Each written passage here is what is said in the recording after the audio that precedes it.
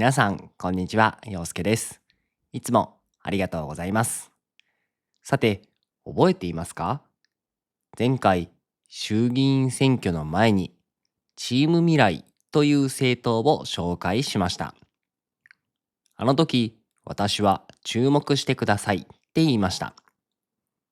この政党、もしかしたら躍進するかもしれないって。躍進というのは大きく伸びる、急に成長するという意味です。結果、どうなったか、11議席です。議席というのは国会での席のことですね。席が多いほど影響力がある。11議席。これは比例代表で380万票を獲得した結果です。比例代表というのは政党の名前を書いて投票する仕組みのことです。正直、私もここまでとは思っていなかったです。参議院で1議席しかなかった政党が衆議院で11議席です。これは本当にすごいことです。で、今日はですね、この結果についてもう少し深く話したいと思います。まず、最初に言っておきたいことがあります。SNS、特に X とかで不正だ、おかしいみたいな声があるんですよね。不正というのはルールを守らないずるいやり方のことです。チーム未来がこんなに議席を取れるわけがないという投稿も見られます。いやいや、ちょっと待ってください。何言ってるんですかって感じです。380万票ですよ。もしこれが不正だったとしたら、日本の選挙制度そのものが崩壊しているということになりますよね。崩壊というのは仕組みが壊れてしまうことです。日本の選挙は各投票所で立会人がいて、開票も公開されていて、世界的に見ても非常に厳格なシステムです。立会人というのは選挙が正しく行われているかを見守る人のことです。厳格というのはルールがとても厳しいという意味ですね。だから不正だというのは全く的外れな批判だと私は思います。的外れというのは全然違う。ポイントがずれているという意味です。じゃあ、不正でも何でもないのになぜチーム未来はここまで勝てたのか。ここが今日のメインテーマです。私なりに分析すると大きく3つの理由があると思います。まず1つ目。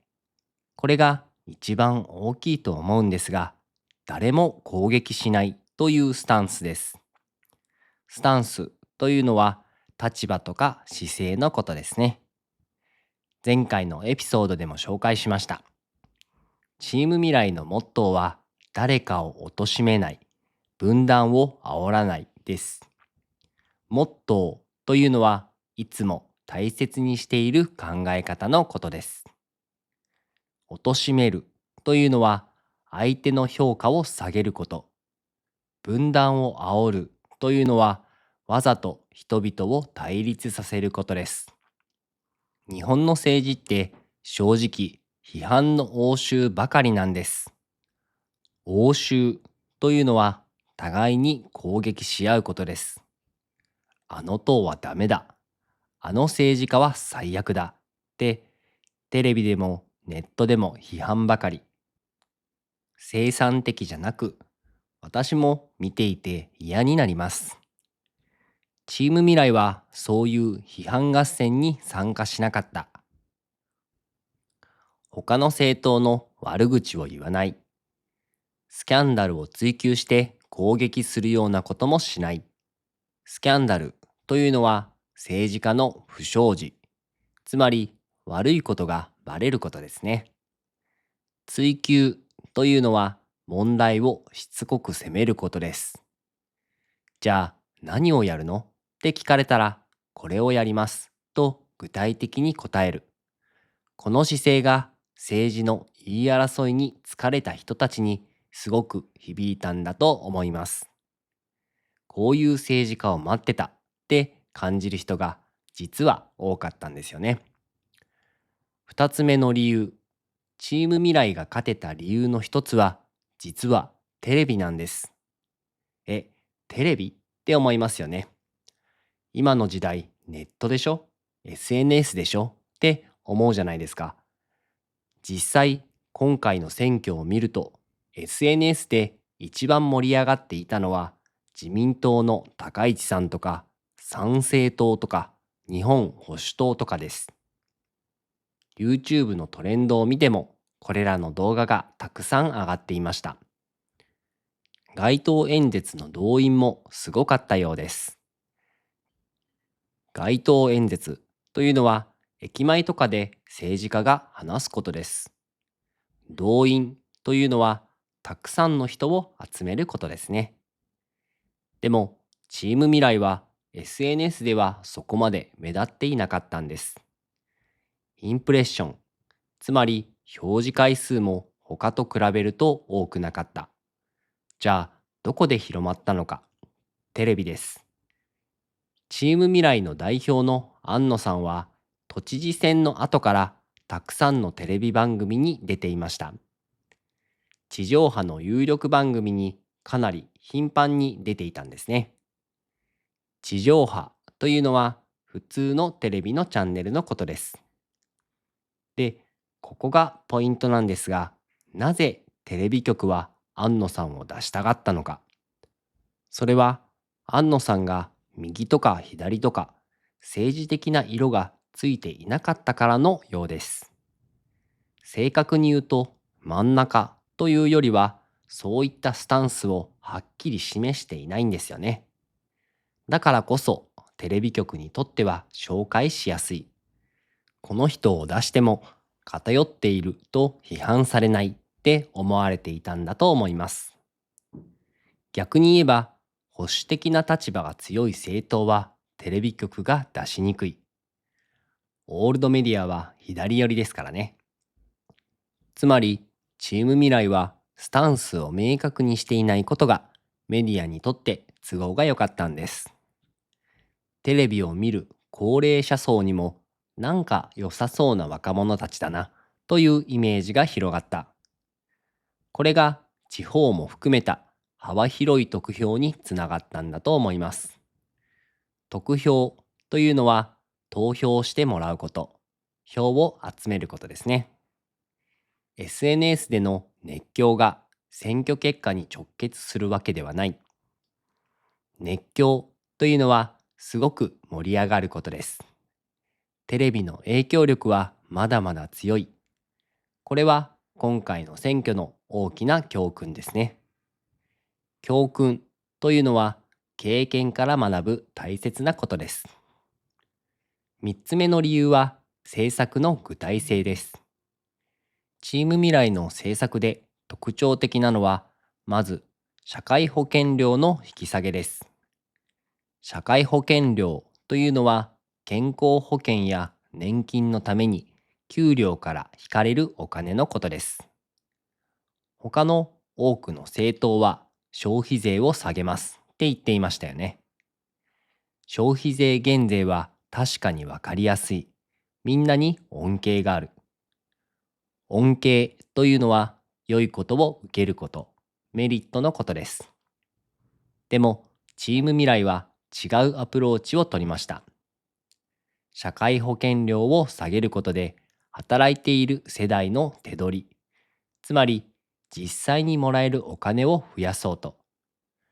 これは現役世代を応援するというメッセージとしてすごくクリアですよね。現役世代というのは今働いている世代のことです。それからテクノロジーを使った政策も響きました。お金の見える化、つまり政治資金をアプリでチェックできるようにする。政治資金というのは政治活動に使うお金のことです。裏金問題で怒っている人にとって、これは根性論じゃない解決策に見えた。裏金というのは隠しているお金、正しく報告していないお金のことです。給付金の自動化も好評でした。給付金というのは政府からもらえるお金のことですね。条件に当てはまる人には申請しなくても自動的にお金が届く仕組み。前回のエピソードでも紹介した活かせない、欠かせない、待たせない、迷わせないというスローガンですね。スローガンというのは目標を表す短い言葉のことです。さて、ここまで3つの勝因をお話ししてきました。まとめるとこうです。チーム未来が11議席を取れた理由は、左とか右とか政治的なスタンスをあまり明確にせず、他の政党を批判することなく、何をやりたいかという具体的な政策を訴えたからです。そして、スタンスを明確にしていないことが、テレビに取り上げてもらいやすいというメリットにもなった。ただ、ここからが大事なんですが、今後はどうなるか。11議席を取った以上、もう雰囲気だけでは通用しません。通用しないというのは、それだけじゃダメだという意味です。これからシビアな問題に対して、いつか必ずスタンスを示さなければいけない時が来ます。シビアというのは厳しい、深刻なという意味ですね。スタンスをはっきりさせないというのは今は心地よいポジションです。でも国家の根幹に関わる問題でいつまでもスタンスを示さないわけにはいかない。根幹というのは一番大事な部分、土台のことです。それから実は以前のインタビューでチーム未来の幹部が社会保険料と社会保障費の違いをきちんと理解していないような場面があったそうです。幹部というのは組織の中で重要な立場にいる人のことです。政策の精緻さ、つまり細かいところまでしっかりしているかどうか、ここは今後しっかり見ていく必要がありますね。でも私はやっぱり期待しています。前回も言いましたが、年配の政治家ばかりの世界に若い人たちが入ってきた。テクノロジーを使って政治を変えようとしている。これだけでも意味があると思います。期待が確信に変わるのか。確信というのは絶対にそうだと強く信じることです。それとも一過性のブームで終わるのか。一過性というのは一時的な、すぐに終わってしまうという意味です。これからも注目していきたいと思います。今日はチーム未来の11議席について分析してみました。ちょっと短めでしたが楽しんでもらえましたか？それでは今日はこの辺りで。最後まで聞いてくれてありがとうございました。